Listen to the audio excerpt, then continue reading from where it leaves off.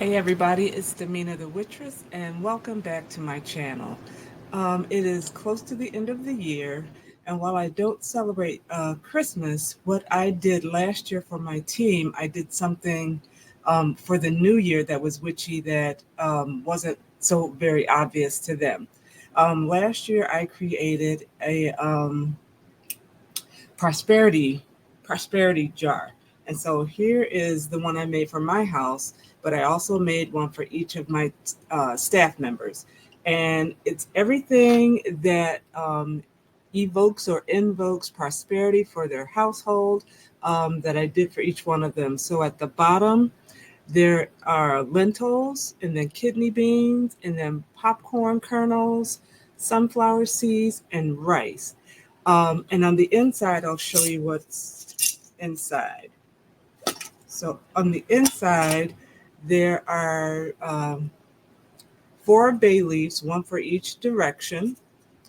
There are four, I put coins, quarters. So there's four quarters for each direction. There's a star anise that's in there, or anise, depending on your pronunciation, and then there is a cinnamon stick. So the tradition is that you put all this together, you put it in your kitchen, and you keep it there for the year, and that is to bring prosperity to your home.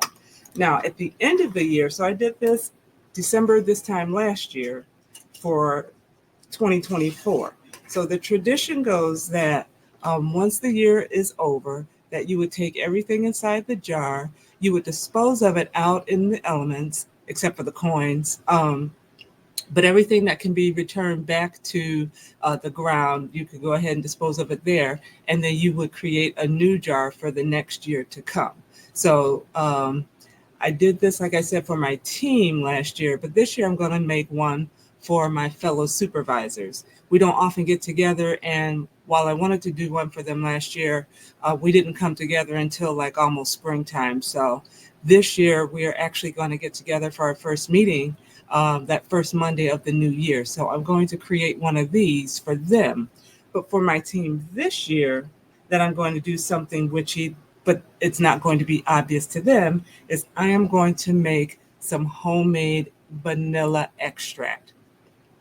Now, I back in 2020 when we were going through COVID, I found the recipe online, and it was from, I have her name here.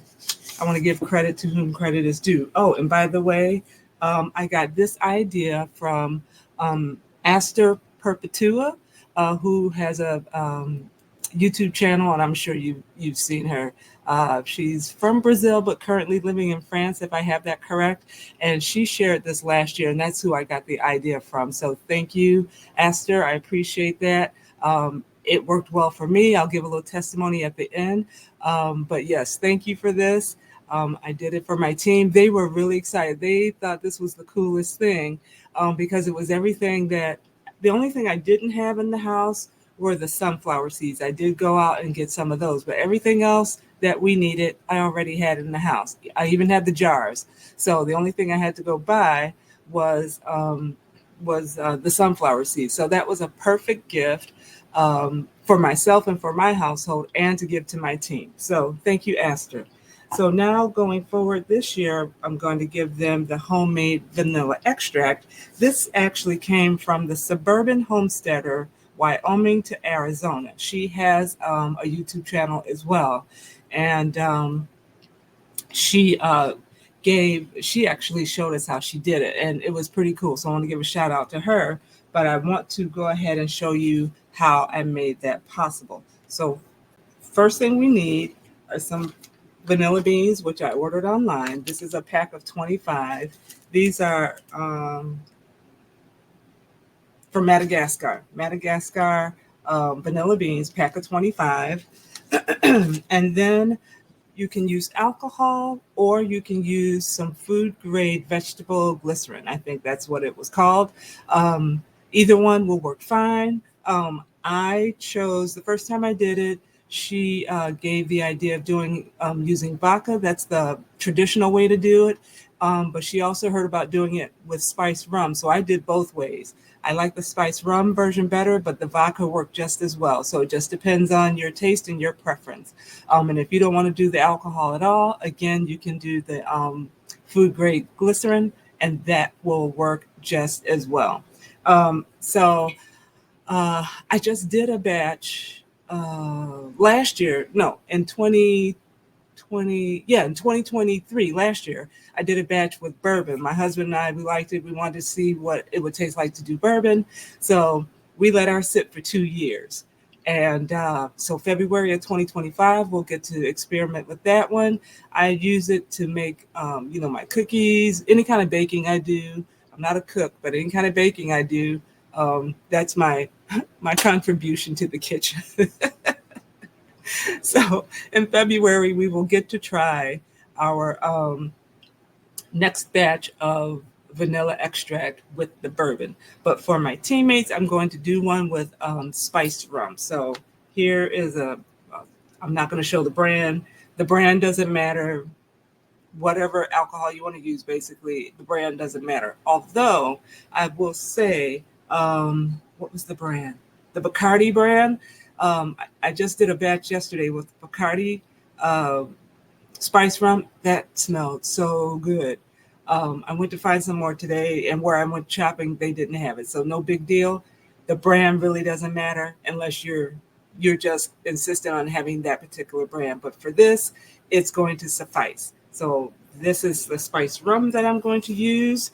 I have my vanilla beans, and I have my gloves. So what you're going to do, normally I use a pint-sized jar, mason jar, to do this. And if you're going to use the pint size, which is this size jar, then you're going to use 2.5 vanilla beans. So you're going to, let me pull one out. You're going to take the vanilla bean, all 25 of them, and these 25 will give you 10 pint-sized jars. For my team, I'm going to do the half pints here. I think these are 4 ounces, 4 or 5 ounces. And so in here, I'm going to just put 1 vanilla bean. But what I'm going to do, I'm going to cut it in half.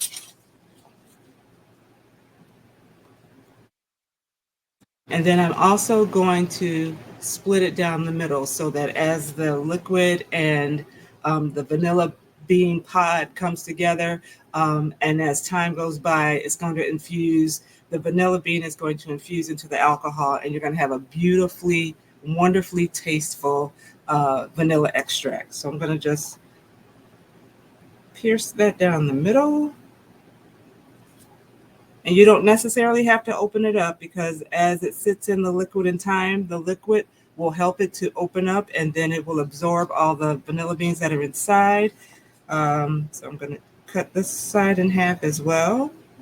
I was just trying to see if maybe I can open it a little bit so you can see some of the beans.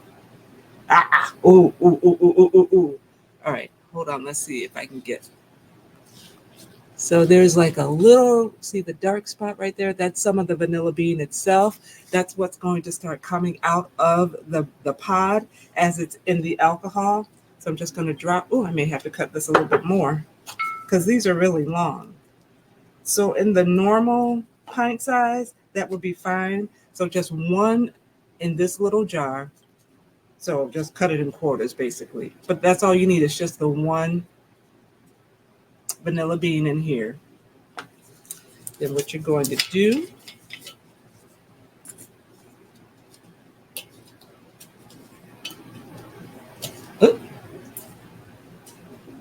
take that off, and just pour the rum in there. And just want you to see on the jar itself, see this the first ring here, you want to stop the liquid just before it touches that, and that's enough. Then what I have done,